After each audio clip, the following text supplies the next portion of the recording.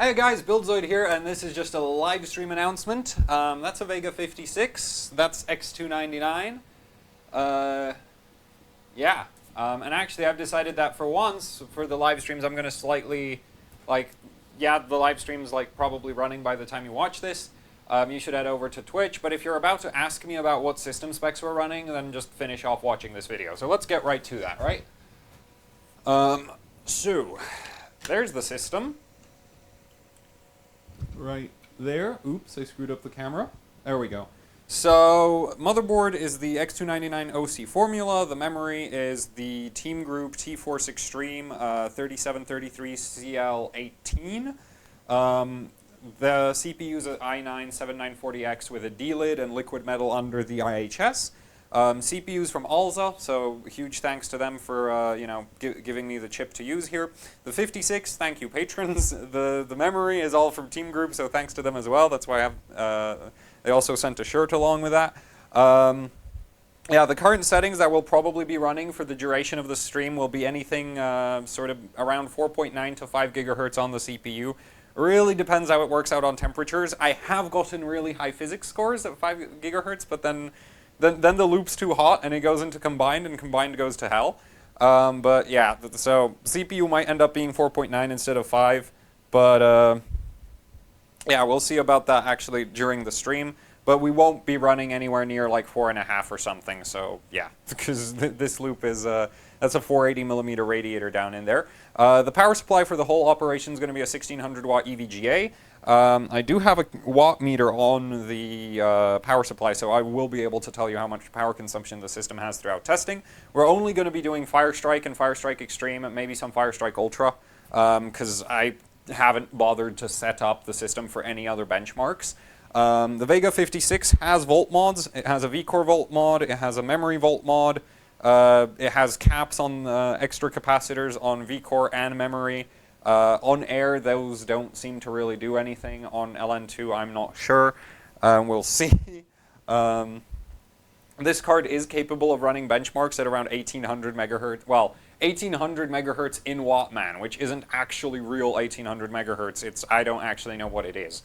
It really, as the card gets cold, it actually starts clocking higher than what you set, and Vega's almost as weird as Pascal when it comes to frequencies, except under liquid nitrogen they actually go up, whereas on Pascal, the moment you go below zero, the temperature bugs, the low temperature bugs out the equation, and it's just like, yeah, it screws up differently, but yeah, so that's annoying. Power supply card I've gone over, memory I've gone over. Right, the memory will, like all of these memory sticks, I've checked that they can do 4000 CL12, but I just can't do 4000 CL12 on all 4 of them at the same time. So for the duration of the stream, we'll probably be running around 3800 megahertz CL12, and then 12, 12, 12, 12, 12, 12, 28, 1T, which is just bog standard, kind of low memory settings for B-die.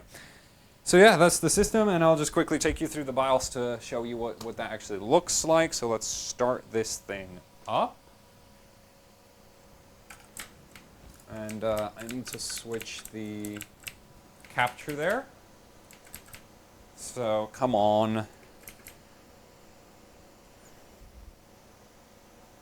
I gotta say I prefer the Asus way of handling motherboard features. It's too bad Asus doesn't have as good a VRM. Anyway, here's the BIOS. So yeah, we have 4.9 gigahertz right there, right now. 3300 megahertz on the, what's it called? Encore? No, Mesh, because they changed the bloody name.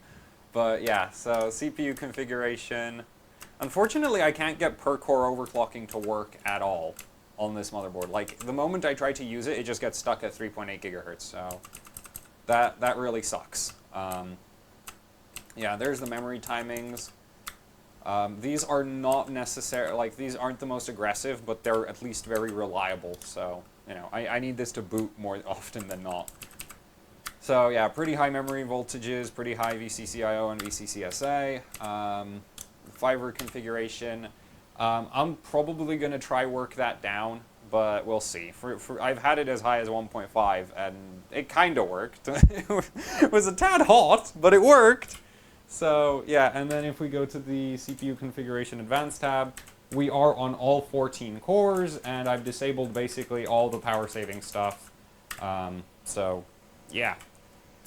That's the configuration. And I hope to catch you on the stream, because this should be pretty awesome, because this does put down this spits out 35,000 points in physics pretty regularly. So now we can hopefully get like 30k on the actual Vega, and that would be freaking awesome. So, yeah, go catch the stream. See you there.